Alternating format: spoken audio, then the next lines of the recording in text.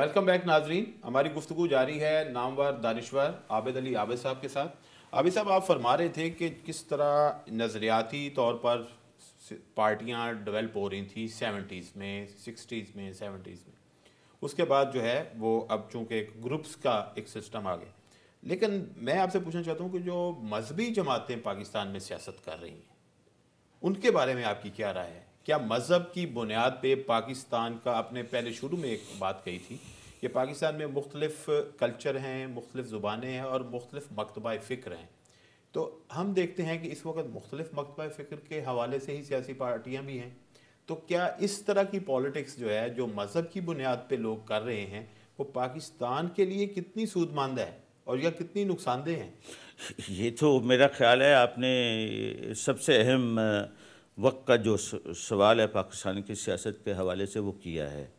اس کی وجہ یہ ہے کہ جو پاکستان کے جس بھی حصے میں جاتے ہیں وہاں ہمیں ایکسٹریمزم جو ہے وہ نظر آتا ہے. حتیٰ کہ جو پولیٹیکل پارٹیز ہیں اس وقت جو موجود ان میں بھی ایکسٹریمزم ہے، اور جو نان ریلیجیس یا ریلیجیس پولیٹیکل پارٹیز ہیں ان میں بھی ہمیں جو ایکسٹریمزم نظر آتا ہے، اور اس کا اثر جو ہے وہ پازیٹیو ہونے کی بجائے نیگیٹو ہے.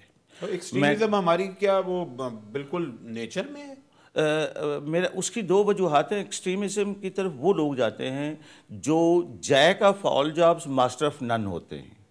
ہم نے قوم کو جیکس بنایا ہوا ہے، ہر طرف فٹ کر دیا، نعروں کے لیے استعمال کر لیا، ووٹوں کے لیے استعمال کر لیا. ہم نے ان کو کہا ایک بہت بڑا اجتماع کرنا ہے، اس کے لیے جمع کر لیا، اکٹھا کر لیا. ان کو ہزاروں لاکھوں کی تعداد میں ہم نے ریلیوں کے لیے شامل کر لیا. ہم نے ان کو ڈبیٹس کروائیں اور ان کو اتنا مس یوز کیا کہ جہاں جی کرتا ہے ہم عوام کو نکال کے لے آتے ہیں. لیکن ہم نے ایجوکیٹ نہیں کیا، پولیٹیکل سینسز جو ہیں ان کی ڈیولپ نہیں ہونے دی. یہی اسلامی جماعتوں کا حال ہے. میں کسی بھی اسلامی جماعت کے خلاف نہیں ہوں، کسی بھی اسلامی، کیونکہ میں خود الحمدللہ مسلمان ہوں، مگر آرگنائز کرنا، لوگوں کو ذہنی، جسمانی، ہارٹ اور مائنڈز کے ساتھ کسی چیز کی خدمت کے لیے تیار کرنا، یہ زیادہ ضروری ہے، نہ کہ اجتماعوں کو جمع کرنا. یہاں اس وقت کامیابی یہ سمجھی جاتی ہے کہ کس پارٹی نے کتنے لوگ جمع کر لیے. میں کہتا ہوں کہ ہماری کامیابی یہ ہونی چاہیے کہ ہمارے کتنے لوگوں نے کتنے آؤٹ سٹینڈنگز کام کیے ہیں جو قوم کے لیے بہتر ہیں، کس دائرے میں کس نے. ہمارا بدقسمتی ہے، بلکہ ہول مسلم ورلڈ کی بدقسمتی ہے کہ وی آر اباؤٹ 1.6 بلین لوگ ہیں، 1.60 کروڑ کے لوگ قریب، اور ہمارے جو نوبل پرائز مسلم ورلڈ کے ہیں وہ 5 کے قریب 4 بنتے ہیں. اور اسرائیل پوری اسلامک ورلڈ کے، اور اسرائیل جس کی آبادی 1 کروڑ نہیں بنتی، ان کے 100 کے قریب بنتے ہیں. تو ذرا آپ امیجن کیجئے کہ اجتماع اکٹھے کر لینا، لوگوں کے مائنڈ سے کھیل لینا، عجیب و غریب ٹرینڈ چلا ہوا ہے. لیکن ایک چیز آپ دیکھیں نا کہ مثلا ریسرچ، اور آپ ریسرچ سے آپ کا تعلق ہے، ایک ریسرچ کا جو پہلو ہے وہ مسلم سوسائٹی میں تو ہے ہی نہیں نا.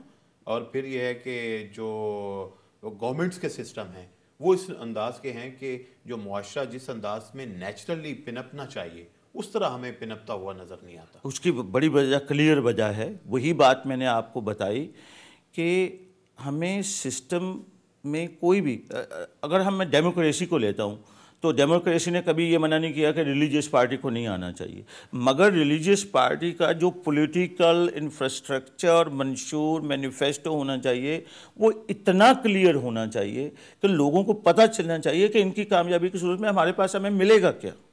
ڈکٹیٹر ضیاء الحق صاحب آئے، انہوں نے کس طرح سے مس یوز کیا نیم آف اسلام، کہ بہت سے نوجوان جو تھے وہ اوائڈ کرنے لگے. یہ بتائیے کہ جو پاکستان میں تھرو آؤٹ ایک فوج کا کردار ہے، بہت ہی سٹرونگ کردار ہے، کیونکہ 3-4 دفعہ حکومت کر چکی ہے آدمی، اور اب بھی ایک طرح کا ایک بہت زیادہ ان کا جو ہے وہ سٹیک ہے. تو اس کو آپ سمجھتے ہیں کہ اس نے پاکستان کے معاشرے کو اور خاص طور پر کنٹری کو کوئی ڈیولپمنٹ کرنے میں رول پلے کیا ہے، یا ملک کو بچا کے رکھا ہوا ہے؟ کیا آپ اس کو، اس کے پلس مائنس کس طرح دیکھتے ہیں کہ پاکستان کی سیاست میں فوج کا کردار جو ہے یہ ایک مثبت ہے منفی ہے؟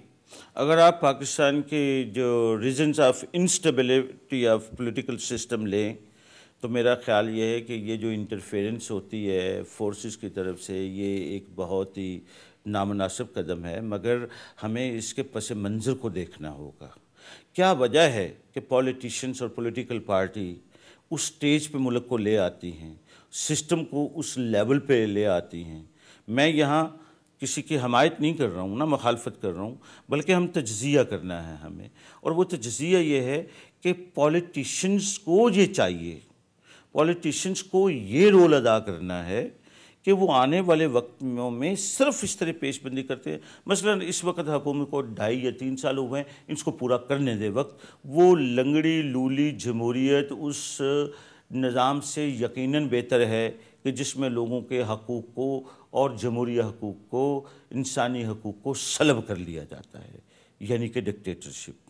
تو اس نظام کی کامیابی صرف اس وقت ہو سکتی ہے کہ یہ نظام کسی نہ کسی طرح چلتا رہے اور اپوزیشن جو ہے وہ بھی حکومت کو چلانے میں مدد کرے اور نیشنل انٹرسٹ پہ کوئی کمپرومائز نہ ہو، تو تبھی انسٹیٹیوٹ جو ہیں وہ ڈیولپ ہوں گے۔ عابد صاحب ہمیں ایک بریک پہ جانا ہے۔ ناظرین ہماری گفتگو جاری ہے ممتاز دانشور عابد علی عابد صاحب سے۔ اب بریک کے بعد ہم ان سے بات مزید آگے بڑھائیں گے اور دیکھتے ہیں کہ پاکستان میں جمہوریت کے پنپنے میں اور کون سی چیزیں جو ہیں وہ ضروری ہیں اور کون سی چیزیں رکاوٹیں ہیں۔ ملتے ہیں ایک بریک کے بعد۔